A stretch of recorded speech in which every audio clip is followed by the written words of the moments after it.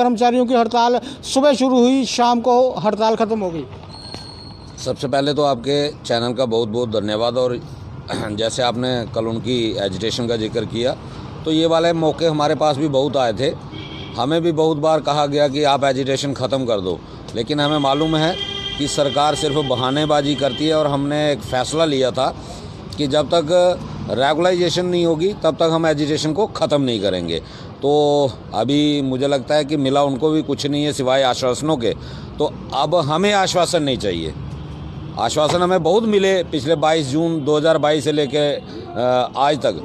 आश्वासनों की कोई कमी नहीं रखी सरकार ने देने में, चाहे डिबगाम जम्मू हो, एलजी हो या प्रिंसिपल सेक्रेटरी हो, डीसी हो, सब ने आश्वासन दिए। लेकिन अब हमारा आश्वासनों से पेट नहीं भरता, इसीलिए ये कंटिन्यू चलेगी। और जब तक रेगुलाइजेशन प्रोसेस शुरू नहीं हो जाता तब तक जो पीएचई एम्प्लॉयज़ यूनाइटेड फ्रंट का जो धरना प्रदर्शन चल रहा है ये लगातार जारी रहेगा। रवियान जी, हमें याद है 22 जून 2022 रात का समय था, हम भी शितली जो आपका पॉइंट है वहाँ पर पहुँचे थे और वहीं से आपने अपनी हड़ताल का आगाज़ किया गया था।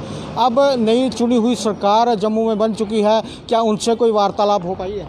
बिल्कुल, हमारी जावेद राणा साहब से बात हुई थी और उन्होंने कहा था कि हमारी सरकार इस मसले पे बिल्कुल सीरियस है और हमारी सरकार के एजेंडे में डेली वेजर का इशू है और बहुत जल्द हम इसको सॉर्ट आउट करने जा रहे हैं। तो अभी फ़िलहाल जो है बिजनेस रूल जो हैं वो अभी डिफ़ाइन नहीं हो पाए हैं, जिस वजह से हम भी थोड़ा सरकार को समय दे रहे हैं कि जब तक ये बिजनेस रूल डिफ़ाइन नहीं हो जाते, इनके पास पावर्स नहीं आ जाती, तब तक बड़ा प्रदर्शन नहीं करेंगे। और मुझे लगता है कि जैसे आज हमने पेपर में भी पढ़ा है कि इसी हफ्ते में उम्मीद है कि बिजनेस रूल जो हैं वो डिफ़ाइन हो जाएंगे। तो उसके बाद क्या क्या पावर्स कैबिनेट को मिलती हैं उनको देख के उसके बाद हम बड़ा प्रदर्शन की जो है उसकी तैयारी में भी हैं। और जिस तरीके से सरकार के डोमेन से मैसेज भी लगातार मिल रहे हैं कि सरकार इसके ऊपर एक्टिविटी कर रही है, तो हम तो यही चाहते हैं कि सरकार बिना किसी एजिटेशन के ही जो उन्होंने वादे किए हैं इलेक्शन दौरान या मैनिफेस्टो में रखा है। और सबसे बड़ी बात यह है कि उमर अब्दुल्ला सरकार 2014 में जब लास्ट में 2014-24 अक्टूबर को कैबिनेट सब कमेटी जो उमर अब्दुल्ला जी की तरफ से ही बनाई गई थी, उसने एक रिपोर्ट सबमिट की थी कि जिसमें ऑलरेडी 3 फेजेस में डेली वेजर को रेगुलाइज करने की बात की गई थी। लेकिन अनफॉर्चुनेटली उस वक्त कोड ऑफ कंडक्ट लागू हो जाने की वजह से डेली वेजर का मसला सॉर्ट आउट नहीं हो पाया था। तो आज 10 साल के बाद वही सरकार है, वही सीएम है, वही लोग हैं। तो हम तो यही चाहेंगे कि उस कैबिनेट सब कमेटी की रिपोर्ट में जो कोई कमी पेशी है उसको ठीक करके तो कैबिनेट के अंदर उसको अप्रूवल देके लागू किया जाए।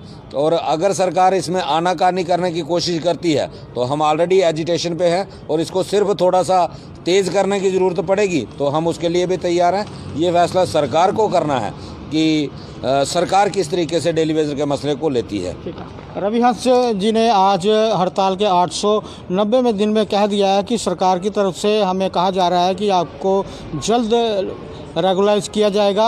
और अब देखना ये है कि जो नई सरकार 10 सालों के बाद जम्मू में बनी है और यूटी की ये पहली सरकार है, एनसी गवर्नमेंट है, इन्होंने अपने मैनिफेस्टो में भी रखा था कि हम पीएचई सारे डेली वेजेस को पक्का करेंगे। और पीएचई डेली वेजेस जो 890 दिनों से हड़ताल पर बैठे हैं वो भी इस उम्मीद से बैठे हैं। और रविहंस ने कह दिया है कि अगर जल्द नहीं हुआ तो बड़ी एजिटेशन करने में हमें समय नहीं लगेगा।